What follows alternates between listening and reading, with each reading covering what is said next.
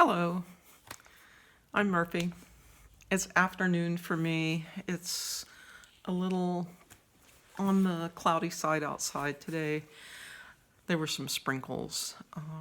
Temperatures around 56 right now. And then getting colder. And then it'll get warmer. It's spring in Iowa. It's either too hot or too cold. That's how spring is. So, this is my channel. I talk about books. I love to talk about books.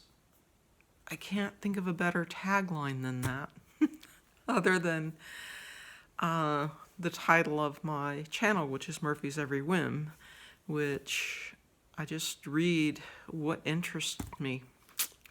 But on the other hand, I do not necessarily like to keep books around the house.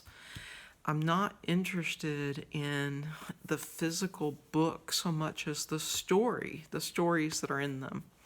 And so I purge a lot of books. Unfortunately, I did a huge purge, I'd say about 3 years ago, before COVID, and I haven't gotten many books since then, and so I haven't felt the need to purge.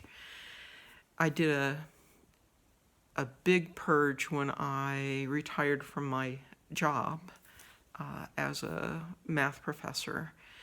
And right now there's not that much to purge, but I did find some. So let's see what we can do. I first want to talk about the nonfiction books I'm purging because they're probably the least interesting. So if you want to skip ahead a minute or two until I get past these, you might want to do that. 7 Habits of Highly Effective People. I actually have read this book and felt a kinship to it. I don't think I'm very effective. I don't think I'm very fast at anything. In fact, that's one of the reasons I retired. It just seems like it took me forever to do everything.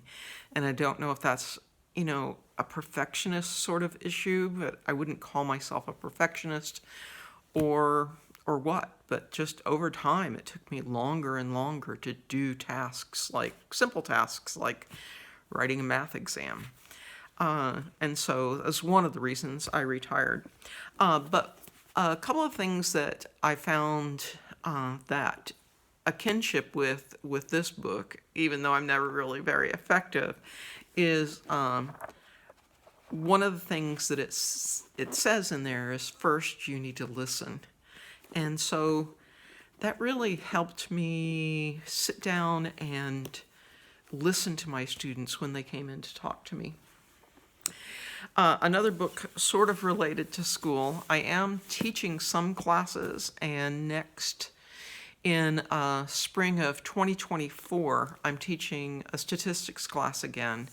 And so while I was at the Planned Parenthood book sale the other day, I ran across this book, Statistics for People Who Think that they hate statistics. And the reason I got it was that I thought, in every textbook that I run across, I don't like everything in it, but I run across some juicy bits here and there that I think I want to use. And so that's why I got this book, but I can't say I've read it, but I did look through it, and I didn't find anything that really was useful. All right, so some more interesting nonfiction books. Julia Child, Mastering the Art of French Cooking. This is a big book. I haven't actually ever cooked anything out of this. I did look through it. It was a gift from a friend, and I apologize if that friend happens to run across this video. But I just think that someone else will get more use out of this book than I will. And so I'm passing it on. Long After Midnight at the Niño. This was a great book by Brian Winter. And so this is nonfiction. It's a memoir. But I got it mostly because I think I got it after I lived in Argentina for a time. So it's long after midnight at the Niño Bien, a Yankee's Missteps in Argentina. And you'll see that there's two people tangoing on the cover. And so the missteps refer to both his social faux pas, his not understanding the culture of Argentina, Buenos Aires in particular, and also his missteps at trying to learn to tango. And so this is a good book. I think that if you're interested in Argentine culture, plan to visit Argentina, this is a good book to read. Not that you're going to run across the situations that this guy got himself into, but just to learn something about the culture, and especially where tango fits into that culture. All right, so those books I've purged. I'm not interested in keeping anymore. I have a few books that I'm purging because they're duplicates. Tennessee Williams, The Glass Menagerie, Virginia Woolf, A Room of One's Own, and A Streetcar Named Desire by Tennessee Williams. And so I bought books that included these. I bought a large volume of plays by Tennessee Williams, and it included these. And at the Planned Parenthood book sale recently, I bought a copy of Virginia Woolf's A Room of One's Own. And that's sort of a problem. I used to have this problem more often, and I've tried to resolve it. Because I have all of the books I have read, own, or interested in a spreadsheet, and I carry my phone around with me, I check to see if I have a book or not. I knew I was getting duplicates of the Tennessee Williams plays in this big volume of 8 plays, but there were plays in that book that I didn't have, and so that's why I got it. Books I'm purging because they're duplicates.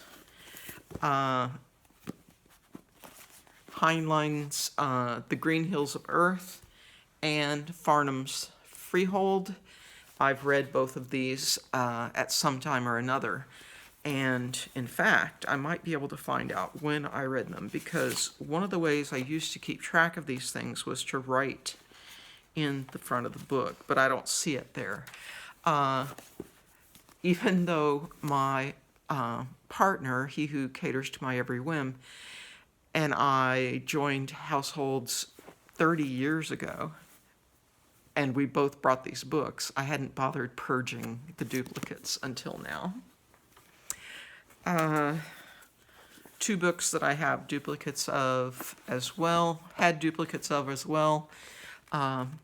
Ray Bradbury's The Martian Chronicles, the Authorized Adaptation. This is a not a graphic novel, I guess. It's a graphic book. It's serial art, but it's short stories, so it's not graphic novel per se.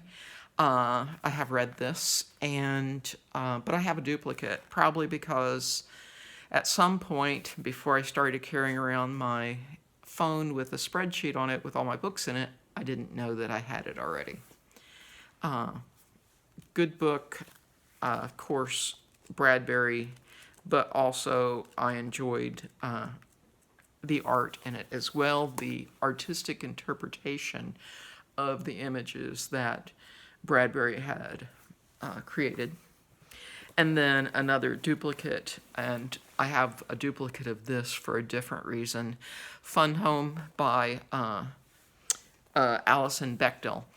And at one time I taught a course about identity and representation, and I used various graphic novels to help teach that course, and so I had multiple copies of Fun Home so that I could lend them to my students.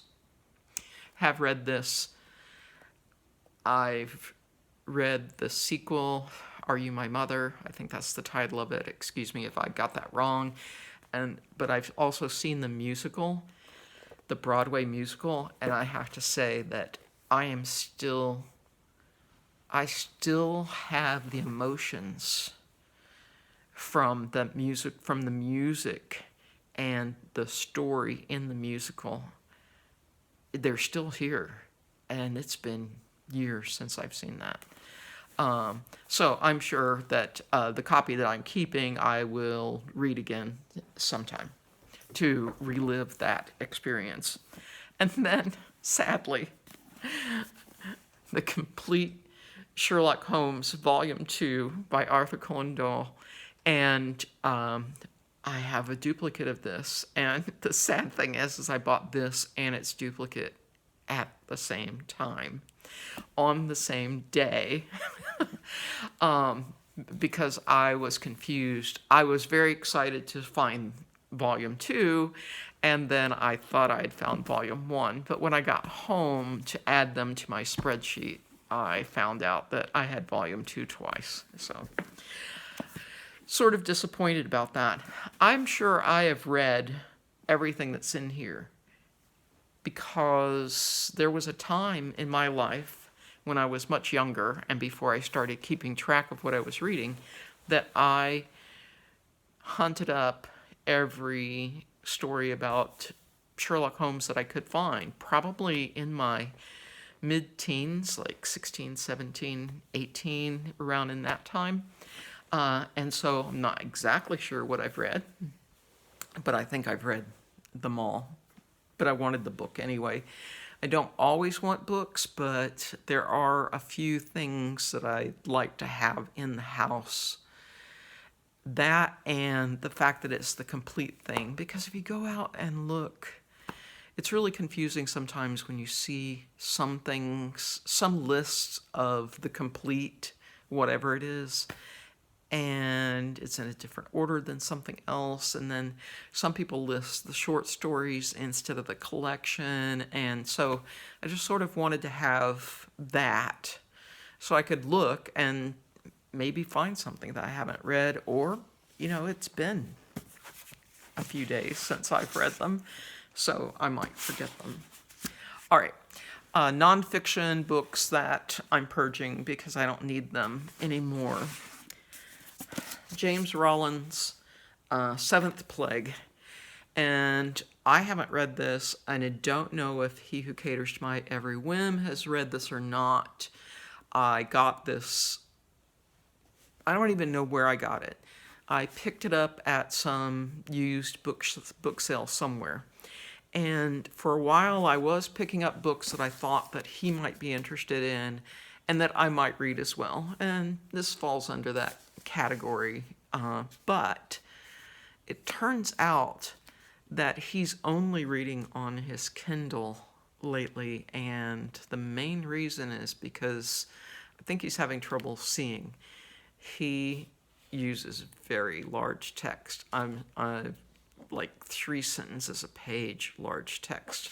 So my guess is he's not going to pick up a regular sized text book anymore. So I'll quit getting books for him. I love the butterfly on this, and I don't know if you can tell, but it's shiny as well.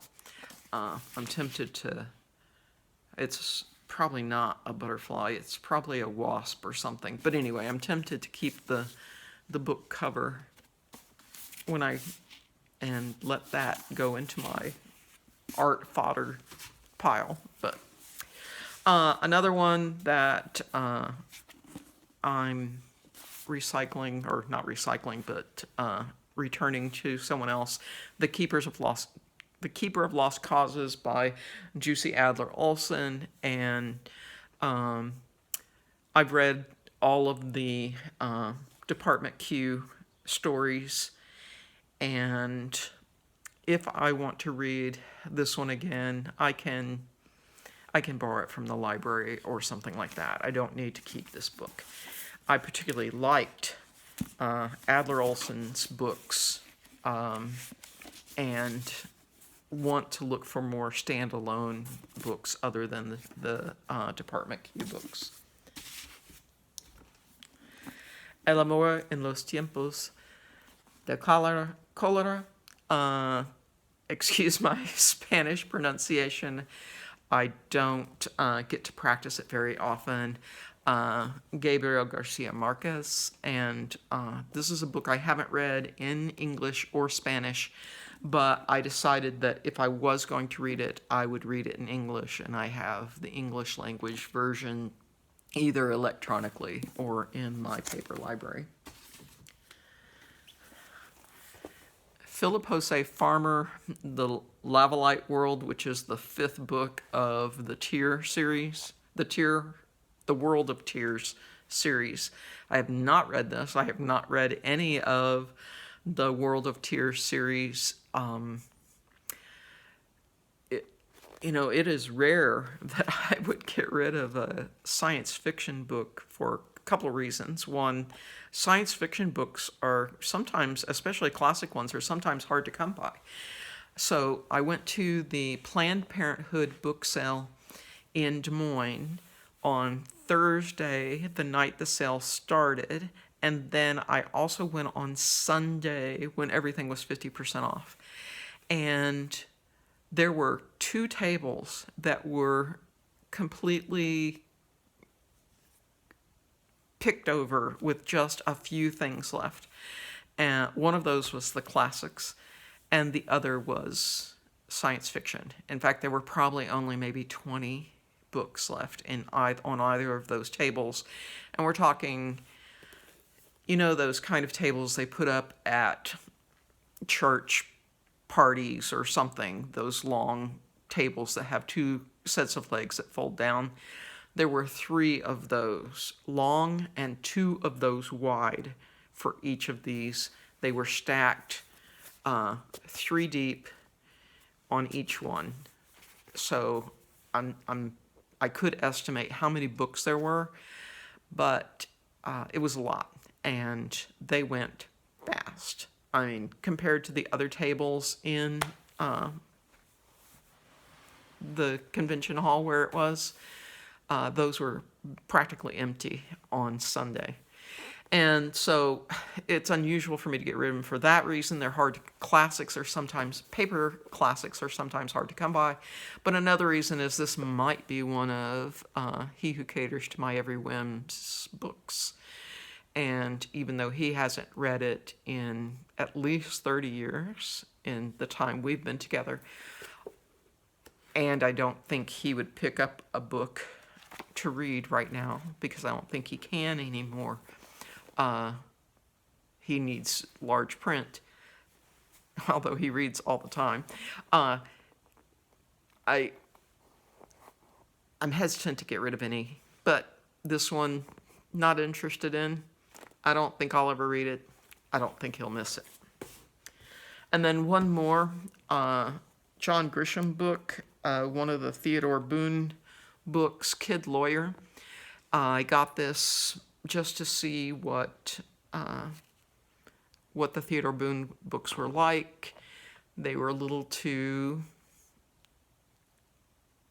young adult, juvenile fiction for me, and so I don't plan to read any more, and He Who Caters to My Every Whim has read it, and so no reason to keep it around.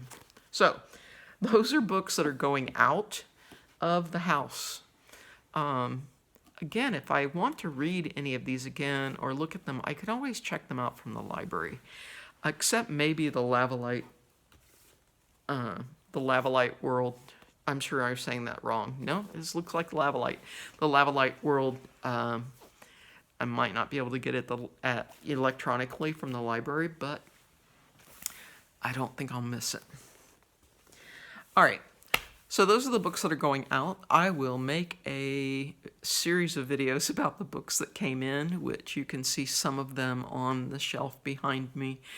I think I'll do them in pieces, maybe at the time I talk about maybe one book. But anyway, so that's what I have to say today. Take care.